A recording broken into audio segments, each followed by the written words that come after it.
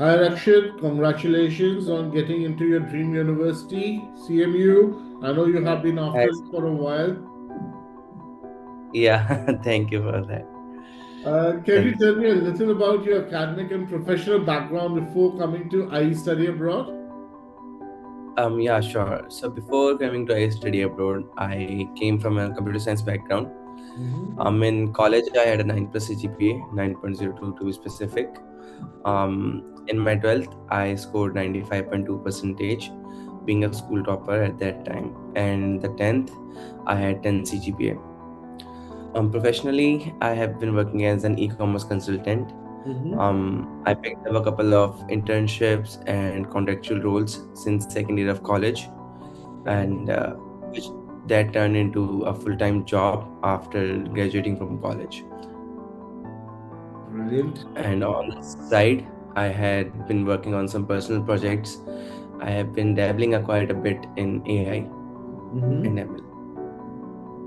Yeah. Okay. You are targeting the 2026 intake, but started your strategy early. How Mhm. has the Head Start approach reduced your typical stress associated to GRE and your season? I think starting early was honestly one of the best strategic decisions I could have made Mhm. because I did not have much idea about how to get into a top university like Carnegie Mellon. So for that, I had to research quite a bit along with managing my examinations like GRE and IELTS, getting the research papers done, checking the deadlines, making sure that I meet all of the application criteria required, and all that along with managing my job. If I would have started later on, it would be a huge load on me, and I believe that I would have been overwhelmed. Great. You mentioned you had a 9.202 CGPA. Many students assume that that can easily get them anywhere with on the basis of grades alone. At what point did our sessions did you realize that grades were not the only thing of the for getting into a school like CMU? To be honest, it was um, during the application process, but towards the end of the application process, because I started researching about the profiles, the kind of profiles that get into these kind of universities, the top universities, Mhm. and I saw that a high GPA, high CGPA is only the filtering criteria. That's how they know, okay, we can give more time to this applicant's profile. And the rest, the reviews based on a totally holistic review of your profile. It's about research papers, it's about work experience, it's about the perfect fit with the university, it's about how your interests and research interests align with the professors that are working at the university, and Mhm. what do you want to contribute to the world after you graduate from that particular university. Great. Uh, so, how did our initial profile mapping help you bridge the gap between your current role and your long-term goal of researching AI? So the initial profile mapping was kind of eye-opening. Before that, I saw myself as a developer who just wants to switch to AI, but working with IE abroad study, it helped me reframe it as an engineering who Mhm. wants to build toward AI research through applied systems. They help me identify gaps between the industry work and the AI research. They help me add the research component to my profile. They help me align my certifications and papers Mhm. and prepare my narrative for the universities. Great, great. At what point did you realize that admission to top institutes depended on profile clarity and storytelling and not just academics? I understand we have asked this question, but how did we actually, what was the approach? So initially, I thought that having a work experience of around 5 years with 2 years being contractual and good scores. I thought I was pretty much up there with the competitive pool. But as I dove deeper into the criteria that is required for being a student who's studying at those universities, I saw that my profile lacked a lot of strength, a lot of the extracurriculars, I can say, the extra research projects, um, the holistic part of the application is what matters to the universities. So they look out not only for the grades, as I mentioned, it's just the initial filtering criteria, Mm-hmm. but after that, they look out that how passionate is the person for this program, being passionate, how they conduct research, because it is required to be innovative, it is required to create something out of nothing, Mm-hmm. and they want the person studying at the university to succeed and hold their names high. And that's why they look every they look for everything in a person, from starting from their grades all the way up to how they can make a contribution to the society. Great. Uh, so you have been to a few consultancies before I study abroad. What made you feel I study abroad was the right choice? I believe it was all about personalization. Mm-hmm. I study abroad already told me that I'll be working with a one-on-one mentor. Mm-hmm. That was a huge deal for me, and they did not frame it as an agent. They said mentor, which stood out for me, because mentor is somebody who guides you. It's not like it's their job, that's why they're doing it. Mm-hmm. So my mentor Vijay sir, he helped me through everything. May it be, I'll be completely candid here, may it be an emotional support, and even with my examination stress, with my profile where I lagged, he was completely honest about that. he they did not push me with generic universities. Mm-hmm. They helped me with deep profile building and document filing as well. Mm-hmm. And primarily, they understood my requirements, that I only want to apply to the top universities, and they'll help me cater my profile according to my preferences. Great. So you mentioned basically it was a mentor-led approach, a student-first Yep. approach focused on top university. What difference did it make to your application journey and the final outcome? Okay, so compared to the agent based services Mm-hmm. who say that apply here, you'll have higher chances, or they primarily push the universities because of commissions. I was the opposite, because they focused on university fit more than my admit probability. They did not care about that, okay, we'll be getting some commission, or okay, we want this person to go to any university. We don't care if it's um, related to his profile, if it's more suited for him, or if he wants to go there. They focused on research alignment over volume applications, Mm-hmm. and they focused on my long term career growth instead of my short term admits. And I believe that that is one of the most important factor that contributed to my Carnegie Mellon admit. Great. Mind if I ask you which all other consultants did you met, if you're comfortable? Sir but वो थोड़ा नाम लूंगा तो I think Not a it's problem. Not a problem. We'll keep it aside then. Not a problem. Okay. So, as part of his service, you were offered a one school admit guarantee. How did it help your decision? I think that one school admit guarantee was the last thing that moved the needle Mm-hmm. towards should I go with I study abroad to yes, I'm going with I study abroad, because it was practically a guarantee. Mm-hmm. Applying to top schools is already so stressful that you fear that you will end up with nothing. but knowing IE and how they backed their strategy with one school admit assurance, it built trust, it reduced my anxiety, um, and it let me aim ambitiously without fear. Great. Uh, can you tell me about basically your profile building? Can you walk me through in terms of what was the process of your profile building? What all activities did you get involved in?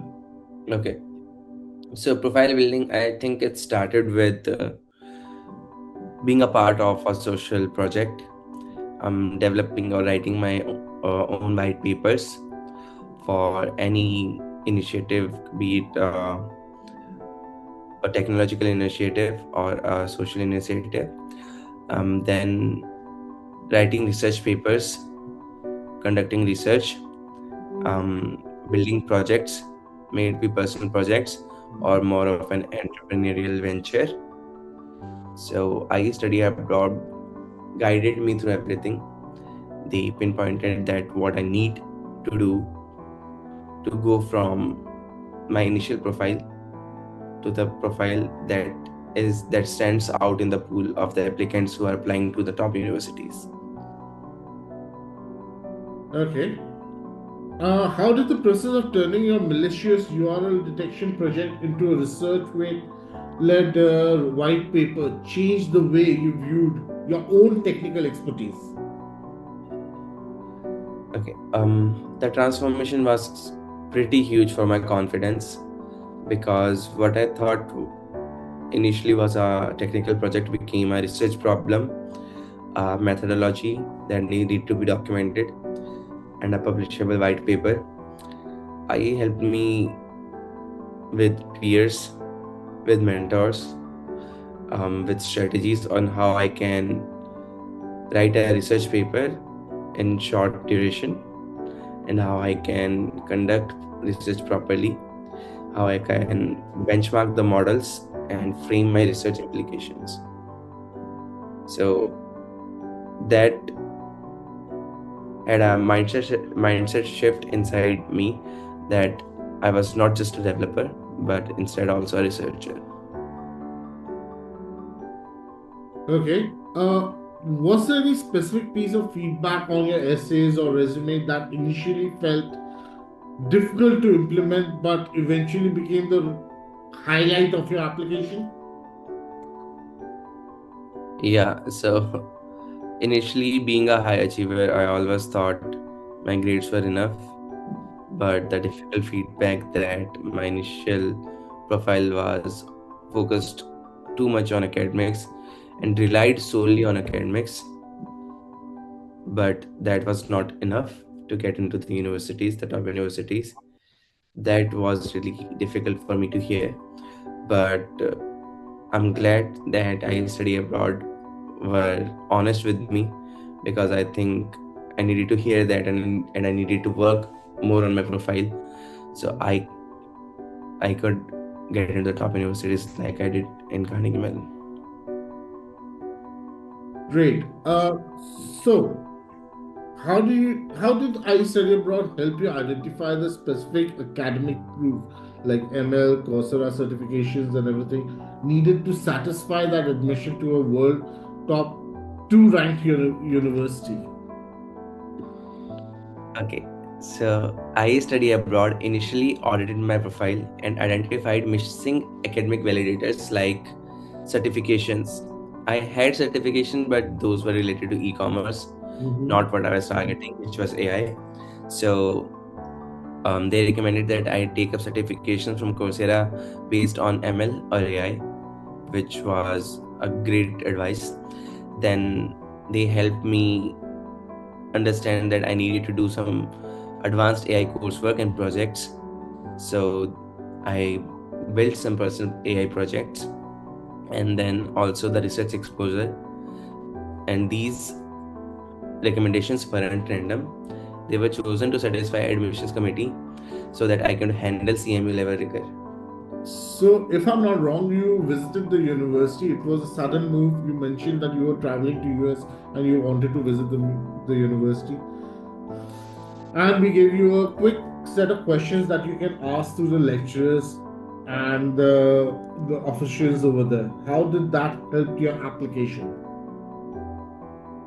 Okay, so I was actually going for a client side visit Mm-hmm. um, in my current project, in my project at that time, but the advice to visit the campus and speak with professors and ask certain questions, I think that became the unique hook which differentiated me from the other applicants.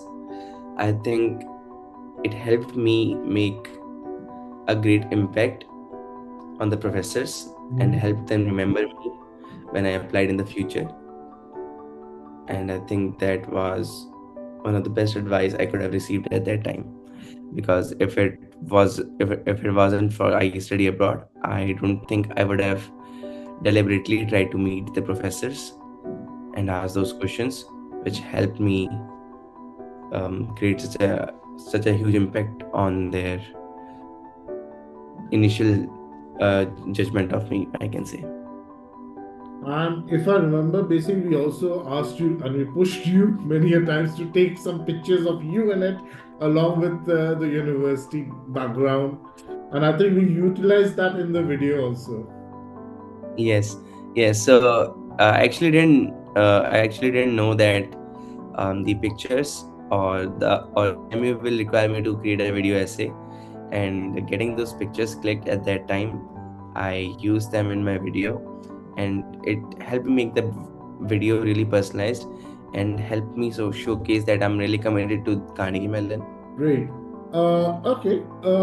So, how did the I Study Abroad help you shortlist the rest of the universities that match your profile and budget? Hmm. So the shortlisting wasn't ranking based, it was, I'll say, multi-factor. The first was ROI, because coming from a middle class family, I need to secure a job and be able to pay off loans that I'll take for attending the education. Mm-hmm. Wait, start over. Okay, shortlisting wasn't ranking based, but I think it was multi-factor.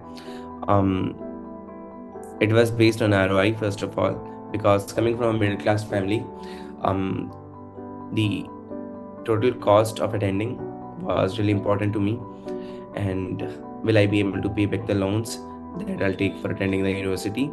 That was really important. And then it was career outcomes, faculty alignment, the research fit, and the funding probability. So, like scholarships, financial aid, all that stuff.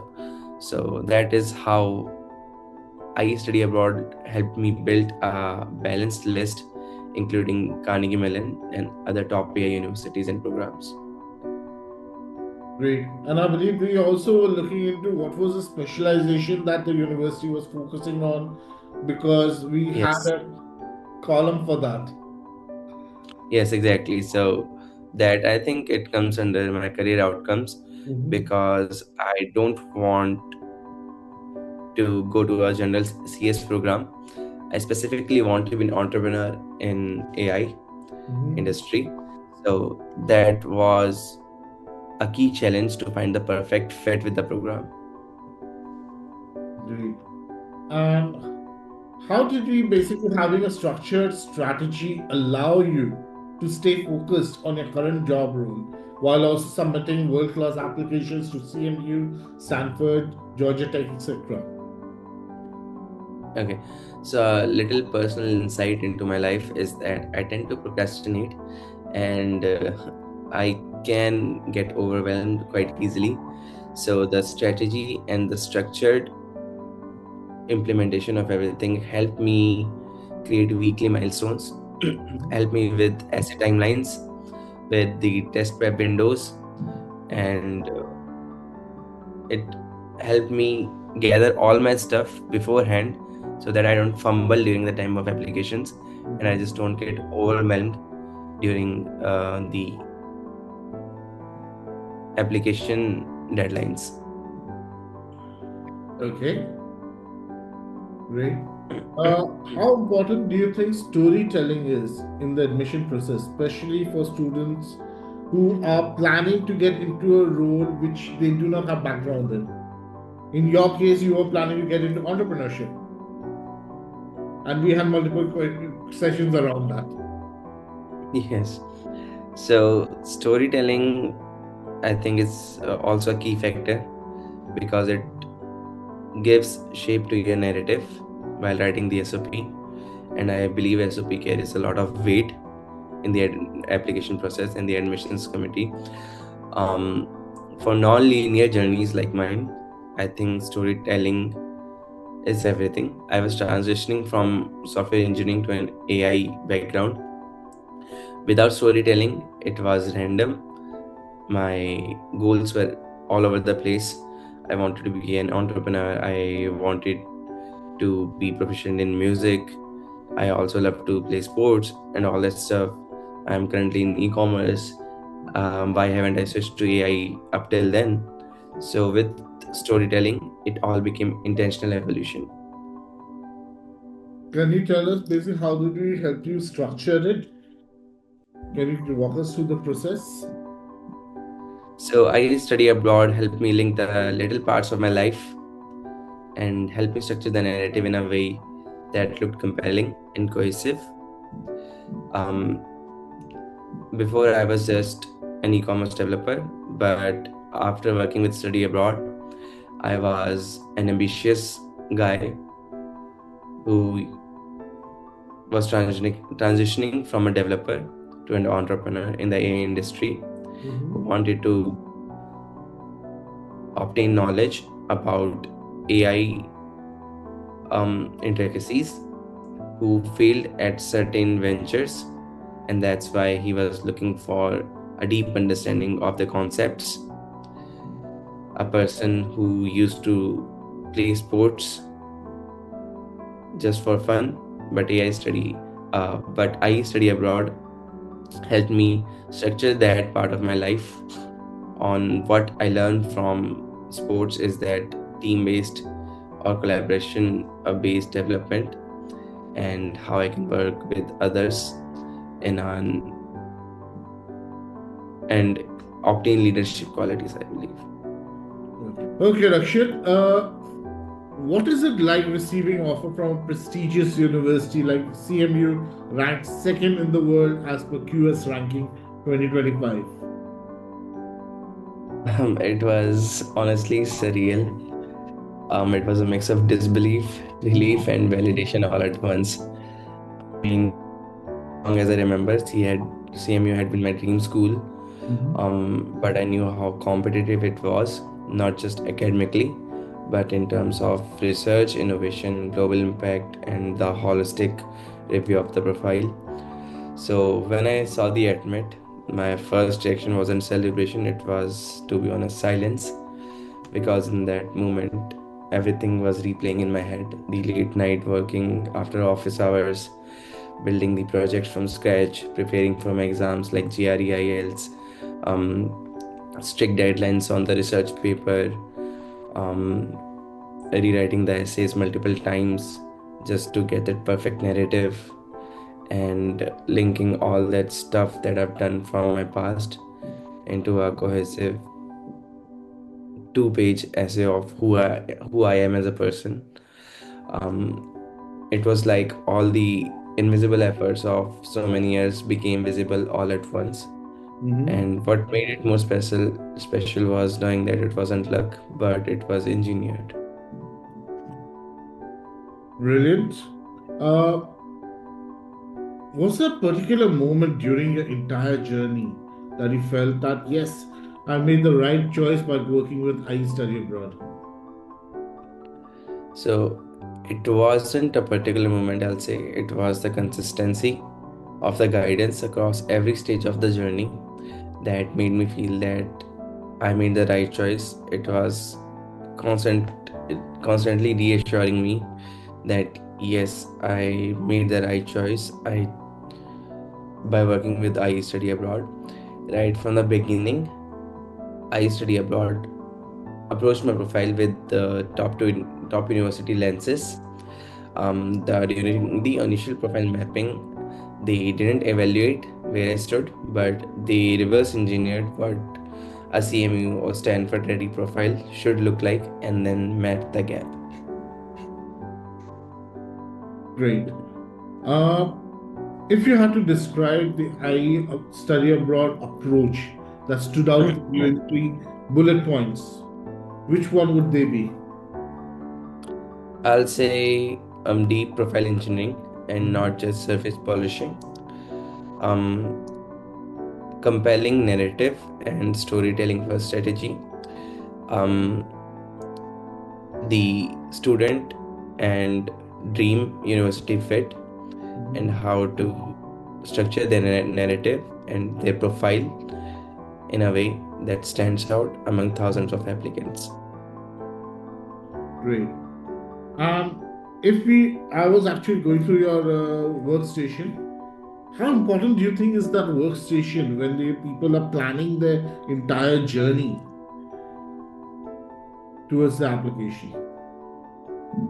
I think it was pretty important to me as well because it helped me visualize in a structured manner everything that I have completed, everything that is yet to be completed, the list of the universities and their key metrics like their cost of attending, location, their acceptance criteria, acceptance rate, and their filtering criteria, if any, like GRE scores,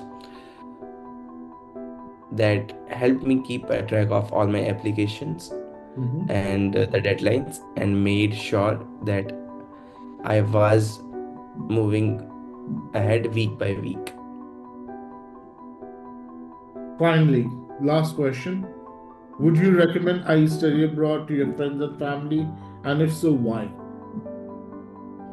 Yes, I'll recommend I study abroad strongly, especially for students targeting top universities, because what stood out to me was that they won't oversell the easy universities. They will give you an honest and brutal profile feedback early on, but they will help you build the profile that is required to get into the top universities. They will help you build the research depth, help you build the connections that you need during the process, Mhm. and